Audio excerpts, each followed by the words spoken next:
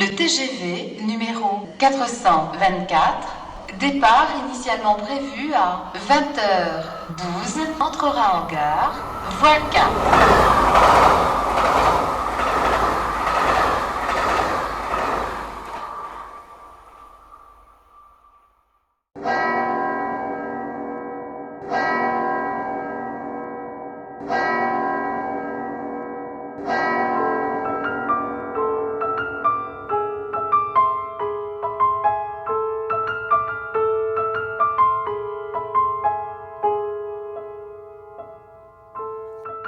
48 hours after leaving the Indian Himalayas, we find ourselves back in La Grave, France.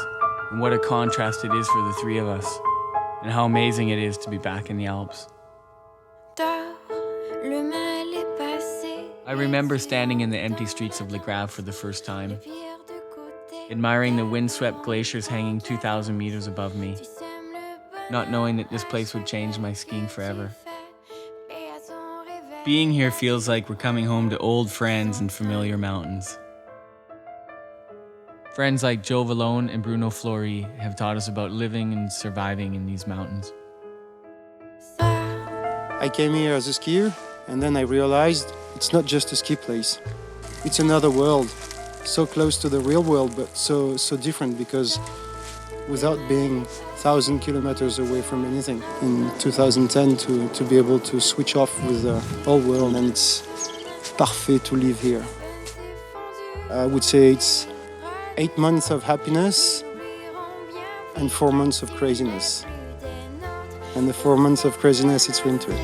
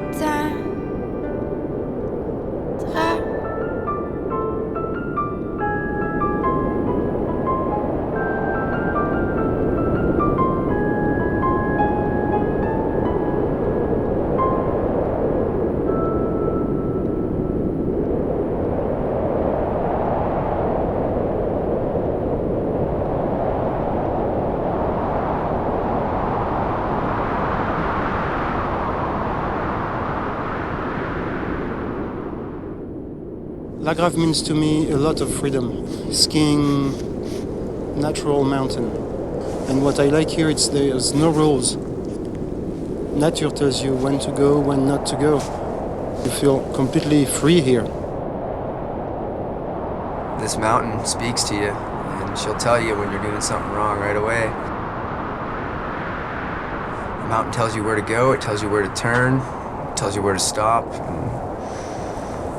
It'll only let you pass with certain methods at certain times, and you just have to keep your eyes open all the time and always be listening.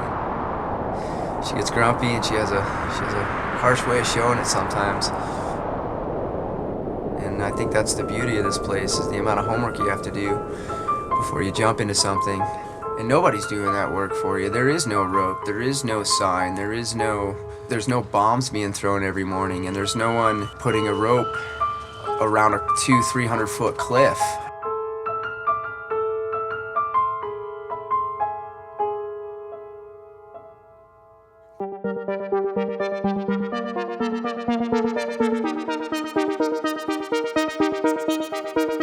S'en est assez de ces dédoublements, c'est plus dur à faire qu'autrement, car sans rire c'est plus facile de rêver à ce qu'on me pourra jamais plus toucher. Et on se prend la main comme des enfants, le bonheur au lèvres, ouvre un peu naïvement, et on marche ensemble de pas décider, alors que nos têtes nous crient de tout arrêter.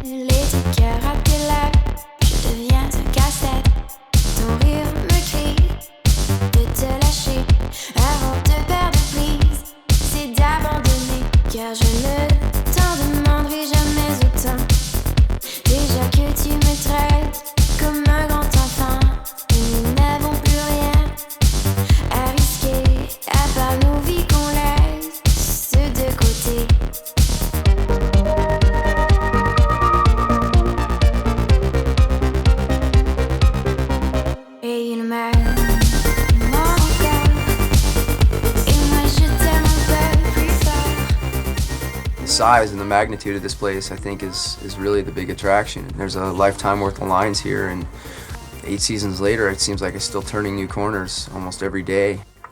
And what you ski today is entirely different tomorrow.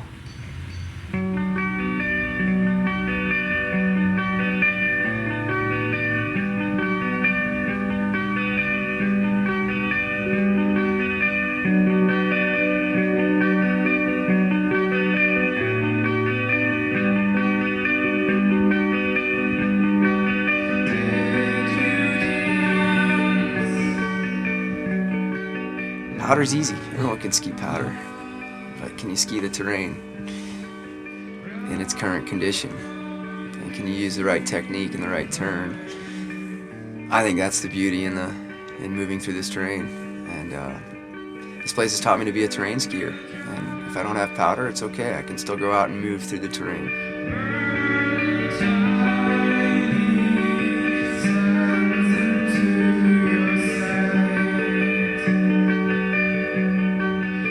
I remember the first time Joe shared with us what he calls the best lift access run in the world.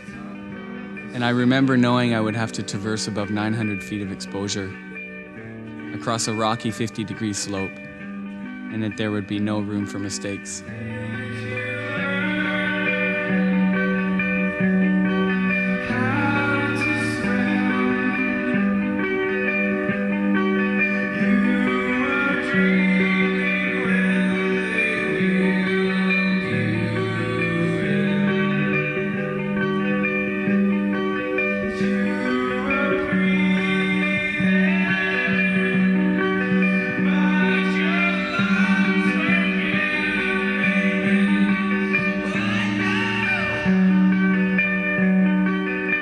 This place teaches you to slow down a little bit. This mountain doesn't really care or know that you're an expert. I think for me now, I ski with fear more than anything. Having seen so many amazing people fall here, and I think being afraid is good because you know there's something to be afraid of. And here, there's always a hazard around every corner. If you don't know they're there, then you're not aware.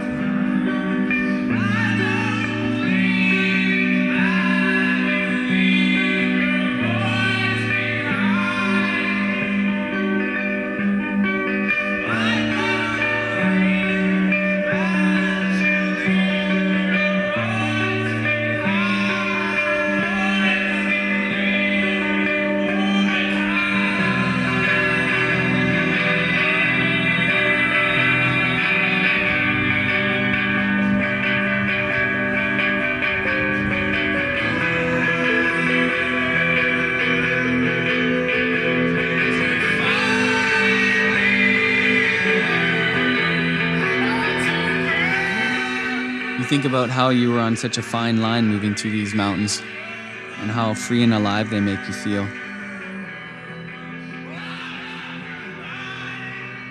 They say the birds here carry the souls of fallen skiers and climbers who once lived and died in these mountains. When you watch them soaring in the wind, you imagine who they might have been. If they could speak, I wonder what they would tell us.